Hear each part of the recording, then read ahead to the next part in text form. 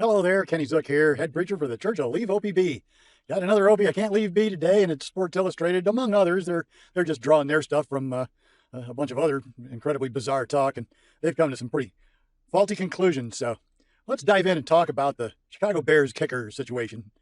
We'll open with a little trip down memory lane. It is week 6 of the NFL season. A heroic quarterback drives 53 yards in 21 seconds to set up his kicker for a 32-yard game winner. The fourth-year kicker comes out onto the field and clangs one off the upright, losing the game, falling to 0-2 for the day and 2-5 for the season. Wow. Who is this loser? Cody Parkey? Nope. He was only about 7 years old when Adam Vinatieri had his worst kick ever, by his own admission. That was en route to only his second worst season ever. That season was one of 10 out of Adam Vinatieri's 23, where his field goal success rate was at or below 80%. Almost good. Yeah, that's right. That loser of a kicker is probably going to the Hall of Fame. If they ever do a kickers only Hall of Fame, he'll be right there besides George Blanda on opening day.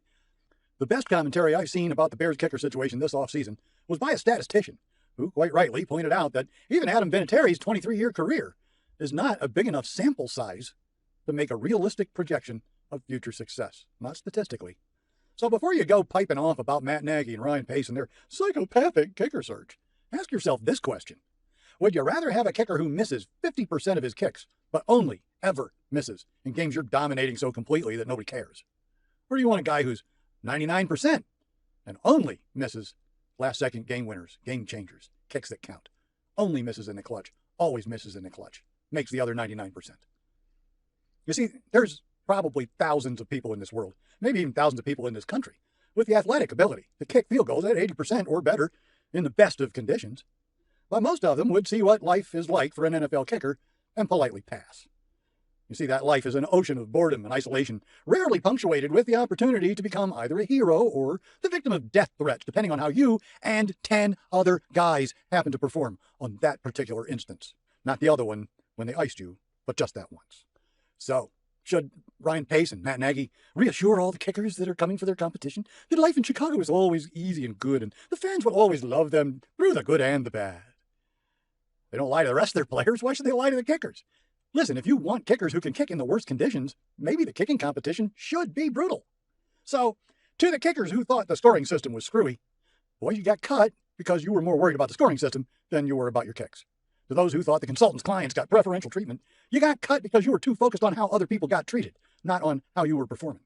For those of you who felt the vibe was just way too negative, man, you got cut because you can't be trusted when the vibe turns negative in ways outside the coach's control. That's why they used every idea they could think of to make a negative vibe, to see how you cope with that.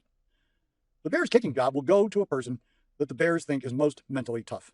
Personally, I like Eddie Pinheiro, although I must admit, that soccer lady is willing to make a tackle to prevent a touchdown. I'm rooting for her. Oh, and by the way, I don't remember which fool said it, but the decision to Cody Parkey did not coincide with the second doink. It coincided with his self-flagellation performance on the Today Show.